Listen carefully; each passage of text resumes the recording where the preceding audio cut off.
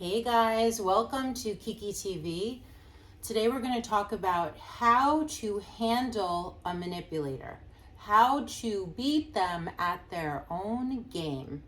So I am a holistic psychotherapist and a trauma therapist, and I make these videos to spread awareness so that more people can learn and grow and heal. So manipulation is any kind of behavior that has the manipulator controlling the other person. So someone can be manipulative through fear. They make you do stuff because you're afraid, or through guilt. They make you do things because you feel guilty, or they become a victim. So they suffer so much and you should want to help them. So it's like kind of like an obligation, out of obligation. Or out of love bombing, where they are just overly loving, overly kind, overly giving, so that basically you will feel moved to do anything for them because they're so wonderful, right? So all of these things are wrong because no one should be controlling someone's life or behavior or thoughts or experiences. Which leads me to the other kind of manipulation, which is gaslighting, where they literally make you feel like what you are thinking, feeling, seeing, hearing, experiencing all is not right. And the only correct reality is the one that they perceive, which makes you feel crazy. And then if you're crazy, then they can use you for everything, all your resources, because they make you feel like you're insane, and then you don't have any power or control over your life and your resources. So, how do you beat a manipulator at their own game? Number one, first of all, you have to know that you're being manipulated. So, a lot of people take things at face value, which is why love bombers get over. It's why people who make other people feel guilty or obligated get over. It's why people who love bomb to get stuff get over, because we take people at face value. So it's very important to really look at someone and listen. Look at their micro expressions, watch their body language, listen to their voice, feel if there's emotion behind it. You know the difference between someone saying I love you with like real emotion behind it, and then someone saying I love you but it's fake. It's empty in order to make you do stuff. So you have to really read people, which entails not only using your heart, but it entails using your intuition and using your brain, using your intellect, right? So emotional intelligence, intuitive intelligence, energetic intelligence, intellectual intelligence, all need to be engaged so that you can really look at a person and see what they are up to. And honestly, your body will tell you if you feel weird inside, if your stomach feels weird, if your heart hurts, if you get like a weird feeling in your body or a pain in your brain. Like, your body has all of these ways of telling you you're not safe. This is not okay with me, but you have to listen.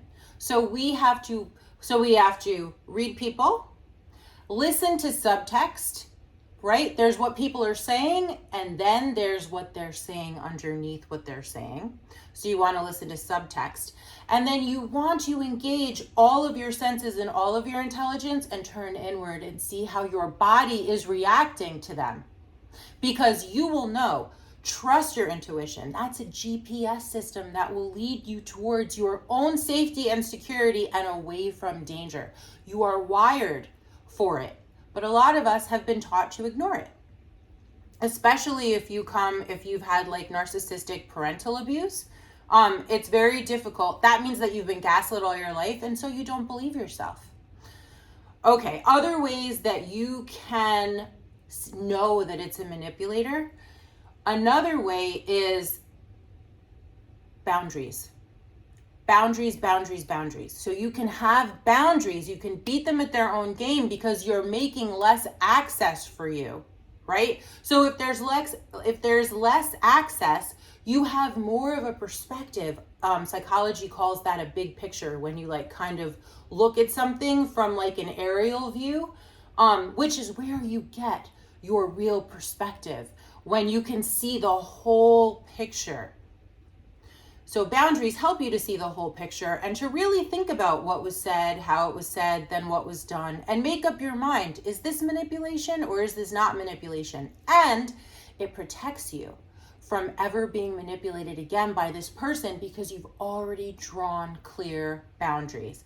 Now, again, if you've been abused or abandoned, neglected, traumatized when you were younger, it's harder for us to do this because we want people to love us, right? And we're loyal to them at the expense of ourselves. So it takes some time for you to put yourself first instead of the other people who are trying to manipulate you through guilt or fear or love bombing or gaslighting, right? So you really want to have a firm boundary where you can have a real look at what is going on. You also want to disengage your emotions, right? Which is not an easy thing to do if you're a loving person, if you're a highly sensitive person. It's very difficult to like be like, okay, emotions aside, let me look at this just with my brain. But you can do it. You can do it. And that will help you see more clearly, because love is blind. So if you're with someone, let's say like a romantic partner, and you love them and they're doing things that are wrong, manipulative, abusive, traumatizing, it's very difficult to see it if you're already in love, because love is blind. So disengage from that. Ask yourself this question.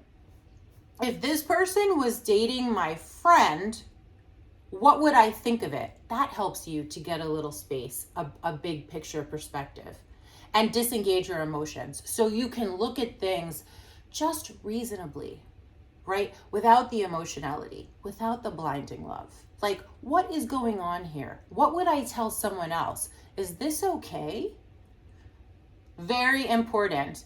The other thing is, with manipulative people, you want to say no.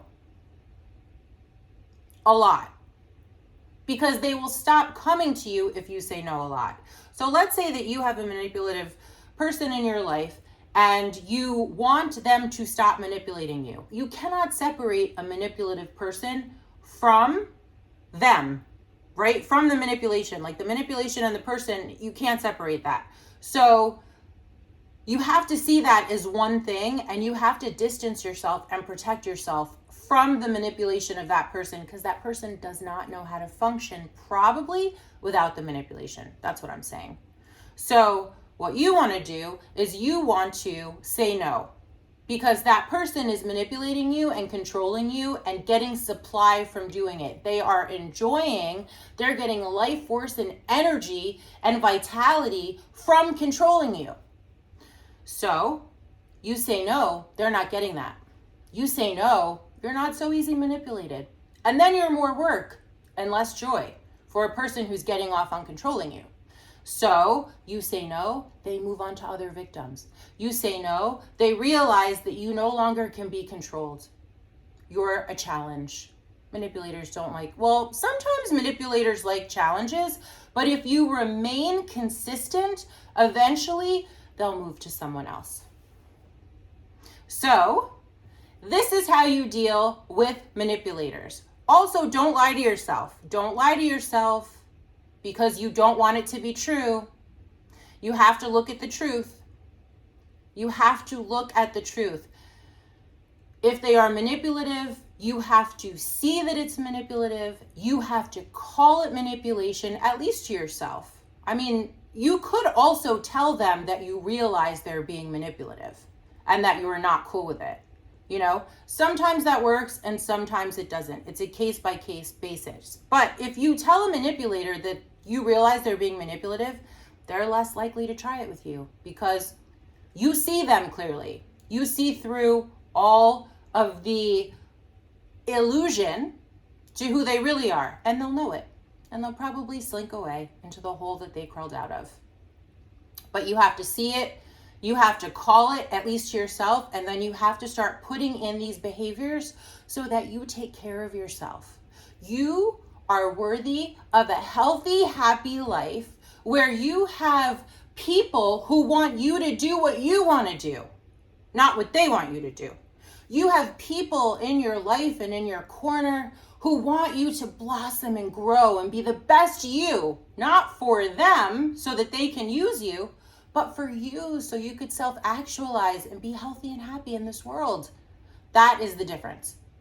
Hope this is helpful. Thank you so much for liking and subscribing, and I will see you next time. Take care of you, and remember, no matter what your history is, you can heal.